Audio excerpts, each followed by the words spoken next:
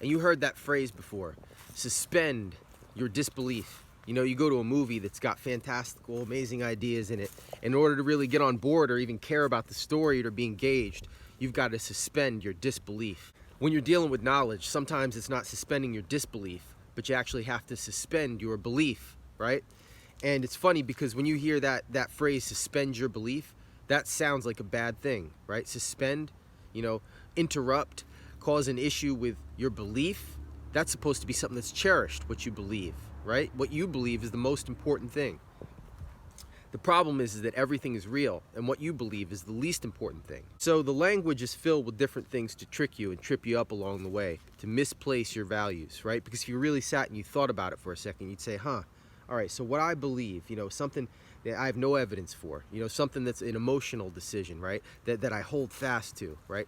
That's the most important thing. That's what my value system says about me. And so if you look at that knowledge degree in the 1 to 40, who made the Holy Quran or Bible?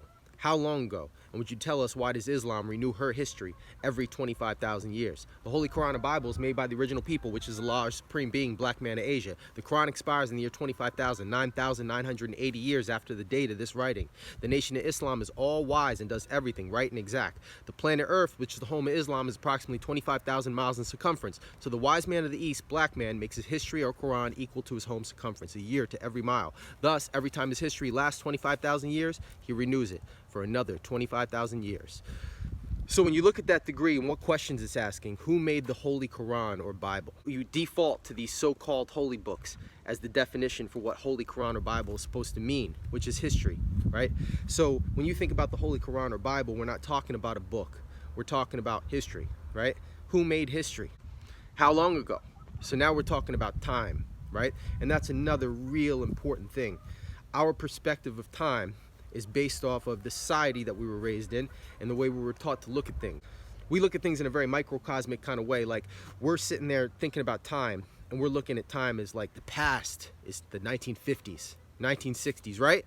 Right? If you're my age, if you're in your 30s or 40s and you think about the past, when you were a little kid, to you the past was the 50s, the 40s, back when TV was black and white, right? That's the past, right? They don't have you thinking about 10,000 years ago. Now behind me, I'm looking at a lemon tree and the cycles that goes through that I can just observe, right? And then I look at all the other different things, like the natural things and the cycle that goes through every year.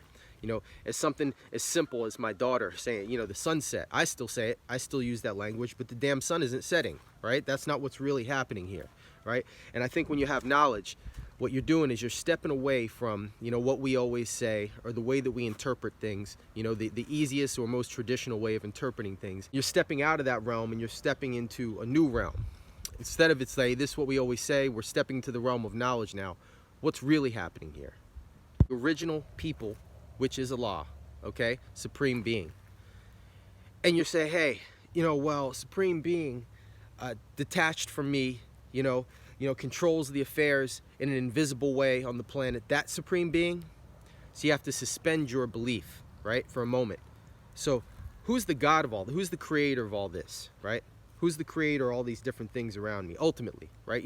I know where this damn pipe comes from, right? But where did irrigation come from? Who made this history?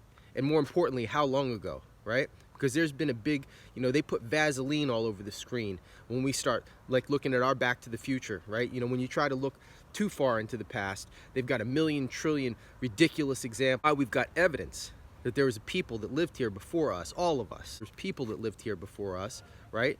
And there's evidence here that maybe they knew something that we didn't know. Maybe their phones weren't smaller, right? But they knew something that we didn't know. The Quran expires in the year 25,000. Every day becomes night. Every cycle reaches from the moon waxing or waning, right? To the way we move around the sun, to stuff that we can't see, that I'm sure we could gather, right?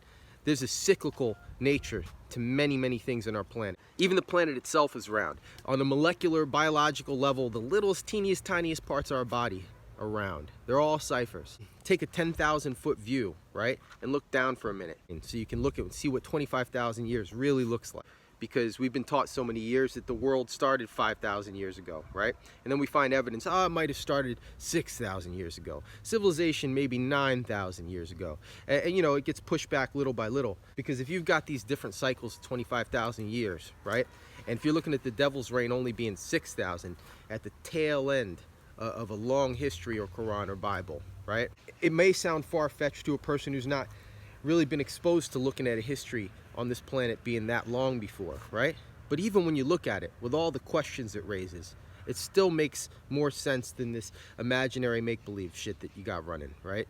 Just to get to the foundation of things, right? Anything in life, you're gonna have to suspend your belief for a minute, right? And see, hey, what really makes sense? And then when you say, wait, I've been talking about fairy tales over here. Let's take another look. Let's listen. Let's observe what's really going on.